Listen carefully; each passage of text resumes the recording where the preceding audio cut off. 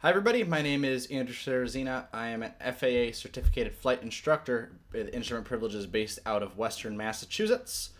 And today, what I wanted to do in this kind of little webinar thing that we're going to be doing together is I want to cover some of the top student pilot mistakes and errors that I've seen as a flight instructor and actually give you a tangible means to go about fixing them.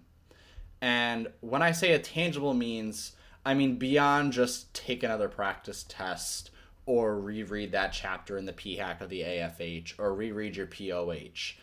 I mean to give you tangible, concrete steps of action that you can take as a student pilot to go about improving on these skill sets. And I just want to jump right in. And first and foremost, I want to actually dive into the real problem. Because the problem isn't necessarily your work ethic. It's not that you're not putting in the reps or putting in the hours or putting in the time. It's simply a matter of what you're doing to be able to retain the information. It's not that the topics that you're studying are hard. It's that what you're studying them the wrong way. And I want to elaborate on this with a little bit of psychology. My background, my undergraduate education is in psychology. I have a bachelor's in psychology, concentrating in developmental psychology, developmental educational psychology. And as well as a flight instructor, we have a course we take called the Fundamentals of Instruction, which is simply the psychology of learning. So between those two courses, I have a very unique perspective on the learning process. And this is something that I've identified in a lot of students, is that when you're taking these Sporty's practice tests or Shepherd Air or all of these things which are useful tools for passing the FAA written, you're simply reaching the first of 4 levels of retention. And there's 3 domains of learning. There's the cognitive domain, there's the affective domain, and the psychomotor domain. When we're dealing with our ground knowledge, our weight and balance, performance, weather, all that fun stuff, we're in the cognitive domain. And there's 4 levels of knowledge and retention. We have rote memorization, we have understanding, we have application, and the highest level is correlation. When we're doing those Shepherd Air practice tests and Sporty's practice test, King Air, or whatever you're using, or King School, you're reaching that rote level, which is simply, I can see this question and I can give you back the answer, which is what the FAA knowledge tests really are looking for. They don't give you an opportunity to apply your knowledge on a broader level, which is what we have to do as pilots. When we're in the air, we're not faced with a multiple choice question with 3 answers. We're faced with a scenario, and we have to evaluate, apply, synthesize our knowledge, and make the appropriate aeronautical decision for the safety of that flight. And so what I want to focus on is this distinction in your studying and in your learning between rote memorization and actual understanding and application of what you're learning. That's the number one error that I see in student pilots, is this ability of rote memorization, of you put that work in, you put the time in, you go through problems, you go through practice scenarios, and you can respond to that one question. But when you have to apply that information to a different scenario, and when I say you, I don't mean like you specifically.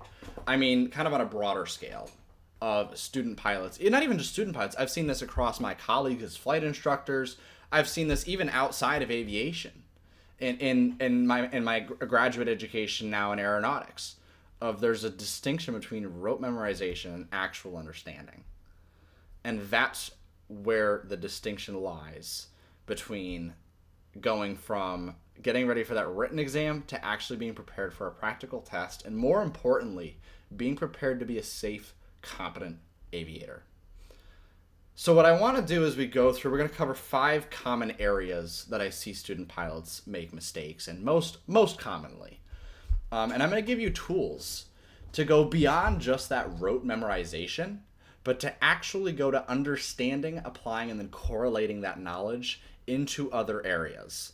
And while we're at it, we're going to go through and we're going to walk through some scenarios. We're going to walk through some real problems together to be able to see and give you examples of what you can do on your own to better understand that information. And with that kind of brief, in quotations, introduction out of the way, I want to jump into the first topic, which I think is a really common one. It's one that I struggle with. It's one that everyone they suck. And that's performance calculations. There's no really fun way to go about dragging through lines, and whether you're flying a Piper or looking at tables in a Cessna, there's no fun way to do it, but it's something that it can get easier as you do it more. And when you're doing this for the first time, this is why when I see students that use Sporty's is a Learn to Fly course is a great resource. But I've had some students that fly Pipers that go through the Sporty's course and they learn how to do everything in a Cessna, and they look at the tables, and then they go to the Piper POH and they're like, what do I do now? And that's when I say that rote level of knowledge of they can spit back based on what they saw versus actually understanding the underlying theory and being able to then apply that to different situations. So we're going to walk through a scenario in a Piper Warrior, a PA 28161 here in a little bit. But I want to cover two other things first. And the underlying factor in most of your performance calculations is going to be density altitude. And we're going to walk through how to calculate density altitude here in a minute. I'm going to try to give you some little tips and tricks as we go for how to do this and just correct some little misconceptions. But I'd say the most important thing on this page is understanding the why, not just the how. So when we're looking at this chart for the PA 28161 and we're drawing these lines, there's a distinction between just knowing where to put the lines based on information. That's that rote level of knowledge. We're going to explore why. Why does this step in this calculation matter? Why does this line that we just drew matter? Because that's when you're going to be able to say, when I'm faced with something different that I wasn't expecting, I know why I did that step. I know why, and it makes sense now, so I can then go and apply what I just learned into a different scenario. And that's what we're going to walk through together here. But before we do that, when we're talking about the why, I want to understand density altitude. That's one of the most important parts of these calculations is density altitude. And when we're working with density altitude, there's three different altitudes that we want to be aware of here. The first is going to be our indicated altitude, which is just what we're reading on our altimeter or our field elevation off of our chart. That's what we're going to be using to start. And we're going to take that indicated altitude and convert it into pressure altitude, which is our altitude corrected for non-standard pressure. We're then going to correct for non-standard pressure, or our pressure altitude.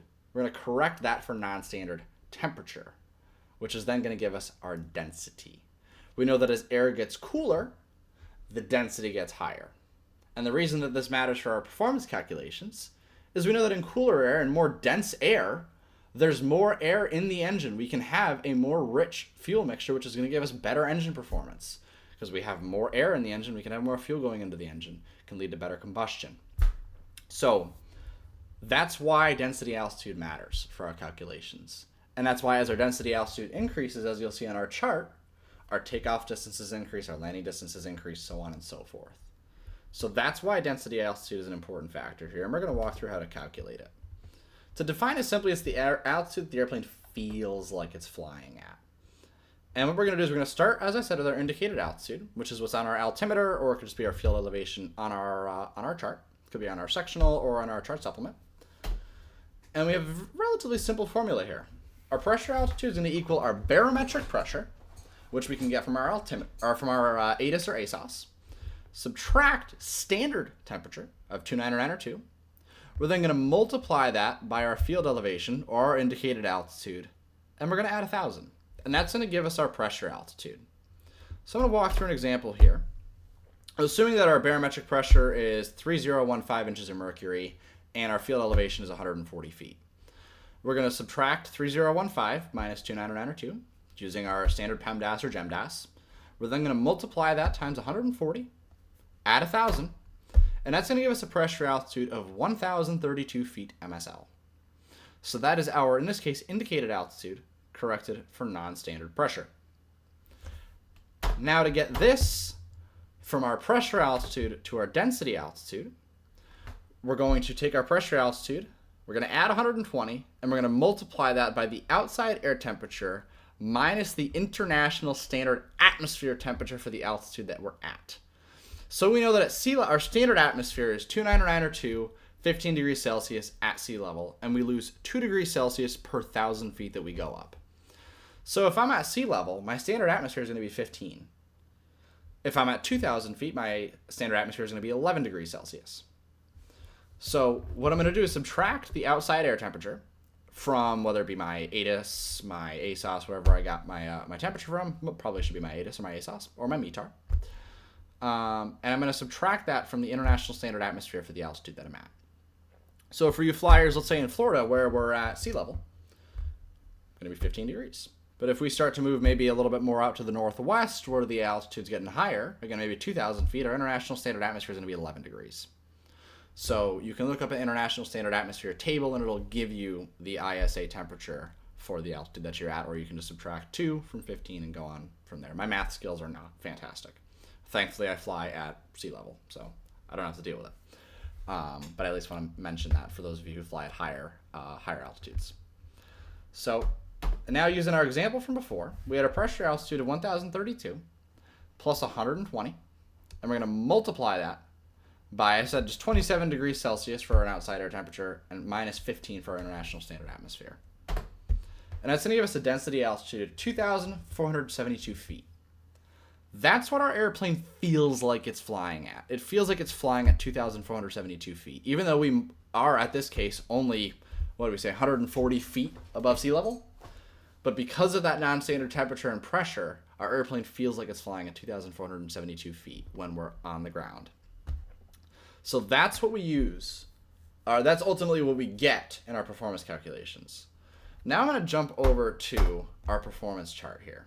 And I've got some conditions I use here off to the left. So this is when we get from that how to the why. So we've got our pressure altitude of 2,000 feet, and we've got 15 degrees Celsius as our outside air temperature. What did we just determine gives us a density altitude? Is we're converting a pressure altitude for non-standard temperature. So in this case, we have 15 degrees Celsius, which let's just say is, pretend is not standard atmosphere. What we're going to do is we're going to go here to our outside air temperature, here along the bottom. And I'm going to draw a line from 15 straight up. So I've got there's 0, there's 10, there's 20. Right in the middle, there's going to be about 15. I'm going to draw that line straight up. And what I'm going to do is I'm then going to make a mark at 2,000 feet pressure altitude, which is this line right here. And it's labeled with that 2,000. I'm going to make a little line from where that line from my 15 degrees Celsius intercepts my 2,000 feet pressure.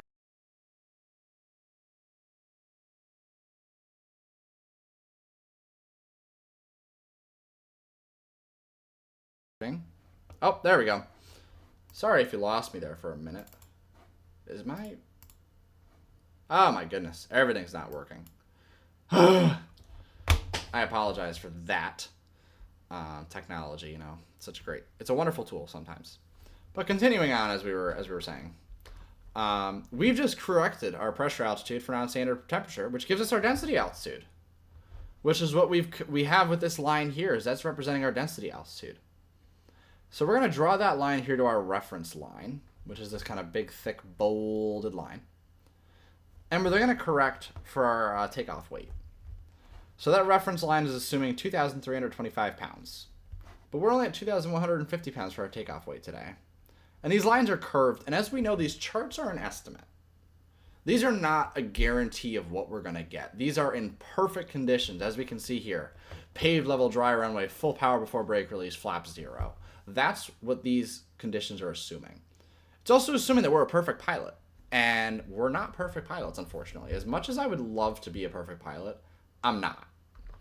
So these are, giving us an idea. They're giving us an estimate of what we can expect. And we obviously want to add a margin of error, a margin of safety, in addition to these numbers that we're going to be getting. So what we're going to do is we're going to correct for our non-standard, or not, I shouldn't say non-standard, we're going to correct for our takeoff weight, which we said 2,150. So there's 2,000, 2,100. This little line's going to be 2,150. And I'm going to draw that line all the way to my next reference line. And the other thing we can deduct here is going to be our liftoff speed and our speed crossing a 50-foot barrier. So we said right here, our liftoff speed is going to be 48 knots. And our speed crossing a 50-foot barrier is going to be about 52 knots.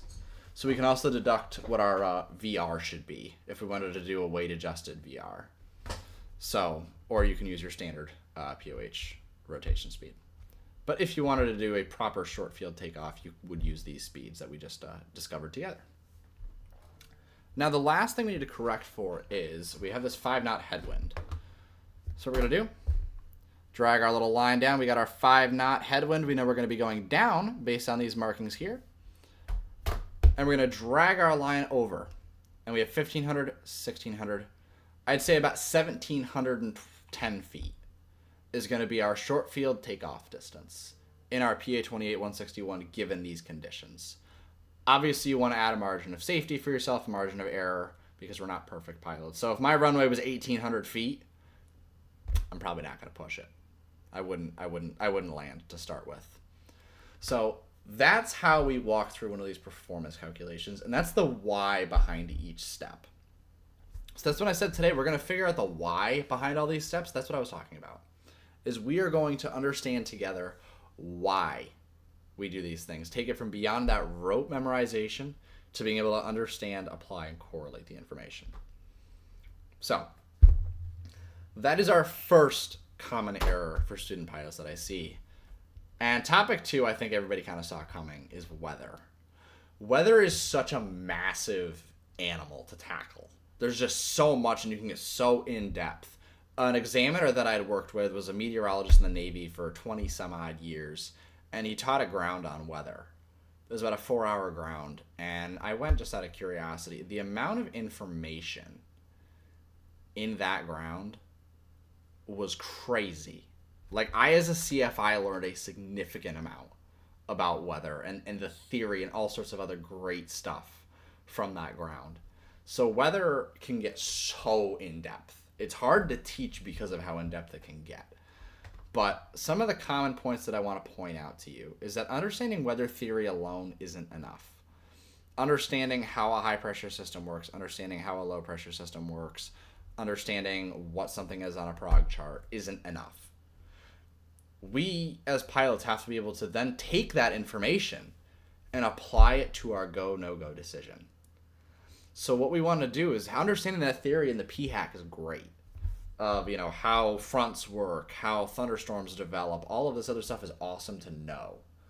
But we need to be able to actually make a connection between that theory to being able to make a go, no-go decision in the limits of safety and in our personal minimums as well.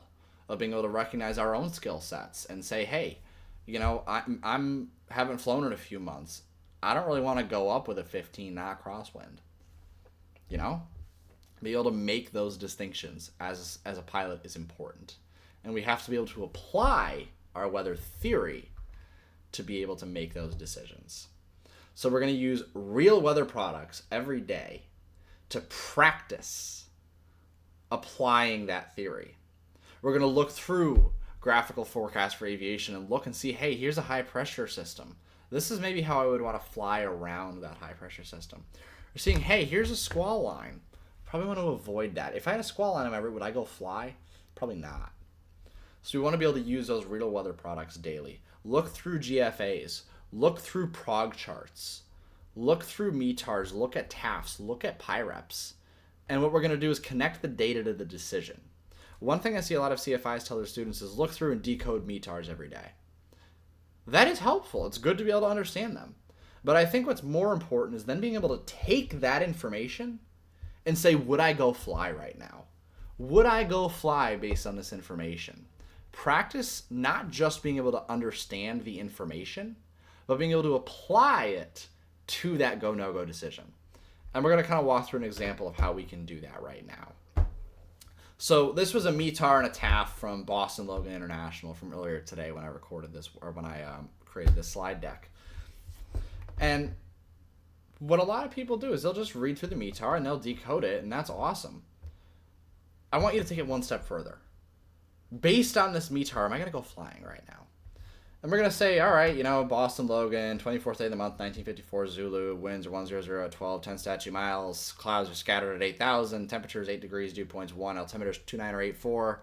They've got a precipitation discriminator, surface level pressure is 1010.5 millibars. And then we got our temperature and dew point. It's going to be 008.3 degrees and 0.6 degrees Celsius for our dew point. Great. We've got this information. We can decode it. Now what? That's the key that most people don't do. And that's what takes you from being able to just spit back that rote level of memorization to applying that information. And based on this, are we going to fly right now? And that's a question you have to answer. I can't answer that for you. That's the nice thing about flying is you have to make that decision as PIC. I can say I would look at this and say I'm probably going to go flying right now. Based on that, there's nothing that's significant. Clouds are scattered at 8,000. The winds are 12 knots. I know that this is runway 9 would most likely be active at Logan, so it's going to be pretty much right down the pipe. There's nothing for me that's going to be of an immediate concern. But maybe for somebody on their first solo, 12 knots of wind might be a little bit much. So that's where we start to be able to make that connection of, all right, great. I know that I can read this. Now let me apply it. And the same thing with the TAF. Are we going to fly at 1100 Zulu? Well, I see this TAF here on the 25th day of the month at 300 Zulu, and this one's at 1500 Zulu. So I'm going to use probably the 300 Zulu. I'll check both of them, just kind of see if there's anything on either one. Wind 020 at 6, winds 100 10, greater than 6 statute miles, clouds scattered 12,000, 25,000. I'd go flying. Would you? That's the connection that you need to be able to make. And that's when you get in front of that examiner. That's what they're testing. They're testing, can you make that decision for after you get through that practical test? Are you able to look at this information and make a safe PIC decision for your aircraft, for your passengers, for yourself, and for everybody else in the skies and on the ground? Can you make that safe decision? So just kind of wanted to walk through that weather scenario with you all and kind of how you can go from beyond just decoding that METAR to can you make a decision based on that data. So now I want to move into topic 3, which is going to be airspace. Airspace is another one that can get kind of messy, especially once you start getting into special use airspace, looking at sectionals and all that type of stuff. It can get kind of yucky. One common error I see is student pilots memorize a table. There's a table in the Federal Aviation Regulations under 14 CFR, which has entry requirements. It has all sorts of other stuff. There's another table with cloud clearances and all sorts of other great information in there. It's great to reference, but memorizing that table isn't helpful. Understanding the logic of why the system is set up the way it is going to be more helpful. So being able to say in class Gulf airspace, which is uncontrolled, is going to be relatively uncongested airspace. So it's going to have lower restrictions versus a Bravo, which is going to have more restrictions. And from there, that's when you get faced with that question from the examiner of, what are your entry requirements into a Bravo? And you blank on, crap, what's a Bravo? Understanding the why of, okay, well, I know that a Bravo is going to be more busy. It's going to be a busier airspace, so it's going to have stricter requirements. And that's when you can say, Mr. Examiner, I don't remember specifically right off the top of my head, but I know Bravo is going to be busier airspace. Let me reference something in the PHAC or the Federal Aviation Regulations to give that examiner the answer. And outside of just a check ride scenario or a practical test, to be able to do that as a pilot and say, hey, I don't know this off the top of my head, but I know that when I get into a busier airspace, I'm going to have more restrictions. So I know that when I get into that Bravo, or before I even get into that Bravo, I know I'm going to need to have some additional things I need to do. So understanding how the U.S. airspace, the national airspace system is set up, I would say is going to be much more helpful than being able to just memorize a table. Because that's going to be you can apply that much better to a variety of different scenarios. The other thing that I would recommend is practicing on a real sectional, not just like a textbook diagram. Actually get out your ForeFlight, get out your paper sectional, go on SkyVector, actually look at real sectionals that are current and up to date. that's going to be huge for you as a student pilot, to being able to actually utilize these resources. Because most importantly, these are all tools and resources for you to use. These are not meant to be like annoying. And they can be, but all of these resources are tools to use to make safe decisions. So you want to be practicing what you're going to play. Use a real sectional. Use your ForeFlight. Go on. Practice looking at airspace. Practice understanding what airspace am I going to be in based on a sectional. And I'm going to give you an example here, which is called the rocket ship game. I'm sure a lot of you have probably seen this. I know a lot of instructors use it. It's a great tool, but I want to take it one step further. I want you to pretend that we're at this little red triangle down here. We're on the ground at Fort Worth Mecum International. I'm sorry if I said that wrong. Somebody correct me if I did. Instead of just saying what airspace am I going to pass through my rocket ship, talk about the entry requirements. Talk about pilot qualifications. What do I need to enter this airspace? You know, for example, I know that on the ground at FTW, I'm in a Delta. Okay, I need two-way radio communication in a Delta. I don't need any other equipment. But this particular Delta, I know that I'm within 30 nautical miles of this Bravo airport here at DFW. Therefore, I'm going to need ADS-B out in mode C transponder, at least, mode C or mode S. Take it that extra step instead of just saying, I'm going to be in a Delta until 3,200, and then 3,200 to 4,000, I'm going to be in Echo, and then 4,000 to 11,000 in a Bravo, and then 11,000 to 18,000 would be in Echo, and so on and so forth. Take it the extra step, apply that other information, because that's how you're going to remember it. And it's not the table. The table just lists the information. It's doing things like this where you apply that information. Okay, well, I'm here and I want to, take off from this Delta. What do I need for this one? Oh, well, I'm going to be within the mode C veil. Okay, well, I need to have mode C and ADS-B out. Being able to go that extra step is what's going to help you to actually understand and apply that information, because that's what you're going to do in real life. You're not going to look at a table. When you're doing cross-country flight planning, you're looking at a sectional, and you're going to say, I'm flying through this type of airspace. What do I need to get through that airspace? Challenge yourself to take it that extra step. That's what's going to help you to be able to understand and apply that information. The next error I see, I don't want to say error, mistake. I really don't like that word, but I couldn't think of a better word. I'd say area for improvement. I like that term a little bit better. Is regulations. And this is what I think every pilot can work on, because there's just so many of them.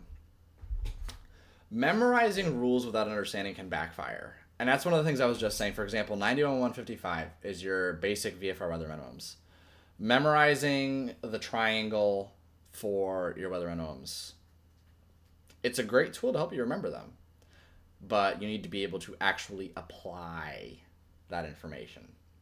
So that's why just memorizing the triangle is helpful, to be able to give back that rote level of information and rote level of knowledge. But can you then take that information, looking at a sectional, and say, all right, I'm flying through Gulf airspace. What are my Gulf airspace at 700 feet? What are my cloud clearances? Or I'm flying through a class Charlie. What are my visibility requirements and my cloud clearance requirements? Being able to take that knowledge and apply it on a broader level versus just drawing out a table or drawing out a triangle or an E and a G, however you choose to memorize it. That's helpful to do. But take it the next step and apply it to real scenarios. So when we're doing that rocket ship game, ask yourself, what cloud clearances do I need at this altitude in this airspace? Push yourself to that next level. Do that with your regulations. Part 61 and Part 91. One of the biggest things that I see is people freak out of I need to have all this stuff memorized. You don't. You don't have to know all of Part 61. You don't have to know all of Part 91. The biggest thing is knowing where to find it. And what that means is instead of just memorizing acronyms and A tomato flames and all this other stuff, go through the regs with a highlighter. Go through with some tabs and say, hey, this is where that was. Because when that examiner, or you're faced with a scenario and you don't know where something is, oh, I remember reading that somewhere. I saw something about that in Part 91. You flip open your book and you say, there's my answer. Ask yourself, why does this regulation exist as well? Ask yourself, there's cloud clearance requirements. Why? Because a lot of people think that a lot of regs are dumb and stupid, and there are certainly ones I'm sure that we can all agree are really kind of dumb and don't make a lot of sense. I'm sure there's some that we can all agree on. But ask yourself, why does this reg exist? Because the vast majority of them are there for a reason. Ask yourself, why are there minimum equipment requirements? Why do I have to know a tomato flames? Oh, well, if I have, in-op equipment. Oh, well, that's why I have to know that. I need to know what equipment needs to be working for me to fly in VFR during the day. Knowing that information and being able to apply it versus just memorizing it is very, very helpful. So, I want to bring up a tomato flames. Pretty much all student pilots are going for your private pilot. Everybody can memorize a tomato flames. Everybody knows it. We all do. But where does that come from? That's the thing, is what if you forget a tomato flames? What if you forget what the O mean, or what do the O's mean? How do you get that information? And Pilot Institute or Bold Method, as great resources they are, isn't the answer. That's not an FAA source. They take FAA information, and for the most part, they do a very good job. I like both of those resources. But that's not going to give you the answer that you need from a legitimate FAA source. The answer is 14 CFR 91205 Bravo. That's where a tomato flames comes from. And that's why I say when you need to open the book and read versus just memorizing what an instructor told you or what you saw on Bold Method or Sporties. Go through the regs and understand where that information came from. Understand where a tomato flames came from. For you instrument guys, understand where grab card. Understand where Marvelous VFR C500 came from. Understand the where and the why behind these things. Understand, for you multi guys, where smack fum came from. Understand, that's where the criteria for that came from. Understand where these phrases and acronyms and all this stuff came from, outside of just, that's what my instructor said. Because that's what's going to make sure, number one, that you are able to apply the information, and number two, that the information you have is correct. I'm guilty of this as an instructor. Every instructor is guilty of this, as we've all told students something that ended up being maybe partially incorrect or somewhat incorrect, and it's not intentional, but we might have been misinformed. And that's why, as a student, ask yourself, hey, where can I find this? Go to the source and look for that information. That was one of my favorite things as a student pilot, was when my instructor I would ask him a question, and he would say, well, tell you what, let's find out together. And we'd sit down and we'd crack open the book and we'd figure it out. He wouldn't just send me off on my own and say, go find it. He'd say, well, tell you what, let's open the FARs. Let's figure out where that information is. And let's figure out how to get it. And guess what? That skill of being able to go find the information has been enormously helpful to me, not just as a pilot, not just as a flight instructor, but out in general, of understanding how to go about looking for information from reputable sources. Because that's what matters most, is not knowing the answer to everything, but knowing where to find it. So I wanted to use this example here of a tomato flames to kind of illustrate that, is if you did or didn't know that it came from 91205 Bravo, well, now you do. And if you didn't, then that's something to say, hey, maybe I need to look through the regs a little bit more. Maybe I need to figure out where does this other information come from? Where did that come from? Ask yourself that question and ask yourself the why, and you're going to find very quickly that a lot of things start to make more sense and that you're able to apply them a lot better. I'm going to move now into the last topic I want to talk about, which is going to be weight and balance. This is the question that everybody always asks. Every instructor, did you do your weight and balance? Are we legal? And are we safe? I have a little cheat sheet for weight and balance that I'm going to show you here in a little bit. And it makes it easier because people make weight and balance so much more complicated than it has to be. It is the same numbers. It is the same information. The basic empty weight of your airplane doesn't change most of the time. You should obviously still check before every flight. But I'm going to show you a little table that you can make yourself that's going to make it so much easier to get all of your numbers. The other thing is you want to use your airplane's POH. Don't be flying a Piper and you're using Cessna weight and balance. You're using Cessna tables and stuff to figure out your weight and balance. Use the information of the airplane that you're flying. I trained in a Piper Archer. I've trained in Piper Warriors. I've got a little bit of experience in a Cessna, not a lot. But use the POH of your airplane. That's going to make it immensely easier for you to be able to apply that information and to be able to remember it. So this is a great screenshot. This was actually made by another CFI friend of mine. He did a really, really awesome job. And this is a Google Sheet. You can put the numbers in and it'll give you all of the calculations for you. But I wanted to share it for the formatting purpose. Make yourself this little table when you're doing your weight and balance. 3 columns: your weight, your arm, and your moment. Cool. Basic empty weight, front pilots, rear packs, baggage. Cool. That gives me my 0 fuel weight, my moment, and my 0 fuel weight center of gravity. Usable fuel, pop the arm in there, pop the weight. Let's say 48 gallons in a Cessna or in a Archer. That's my usable fuel. Boom. Moment, done. Ramp weight, 2358.1. Make yourself a little table like this. Doesn't have to be. You can do it on a little notepad. You can literally do it like on a Post-it note. And you can run through scenarios. Give yourself different weights. Give yourself different, scenarios of how to go about doing this, and say, oh, as you do it more and you do it consistently with this for your airplane with the data presented in the same way, that's going to help you understand why. Oh, as you do it more and say, I see why that number is the way that it is. I see where that came from. I understand what an arm is now. I understand what a datum plane is. I understand that, let's say the front pilot's, oh, well, that's 80.5 inches aft of datum.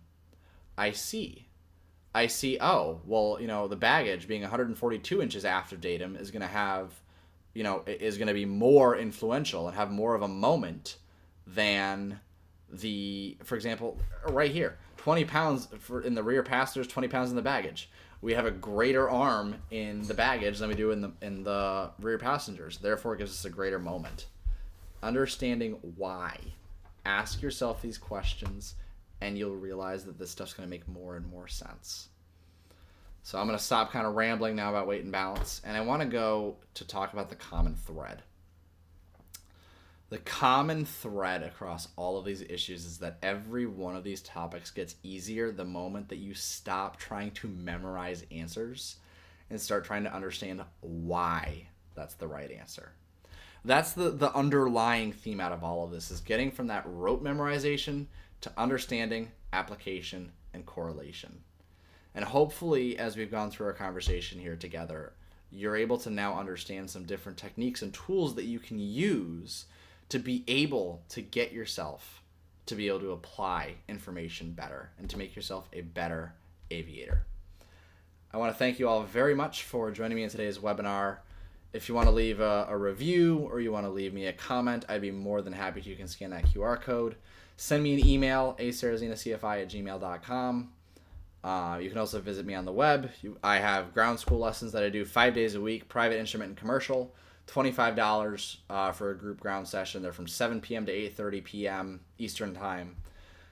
Come join us. We talk about all sorts of different topics across private, instrument, and commercial. You can get your review of deficiencies done on Fridays for your written tests. We can cover a bunch of different things. Feel free to reach out to me. I'm a resource, as every flight instructor is. I want to see you be successful as a pilot, and I want to thank you very much for joining me. I know this got a little bit long, but hopefully the information was helpful, and I look forward to seeing you out in the skies. Thank you for joining me.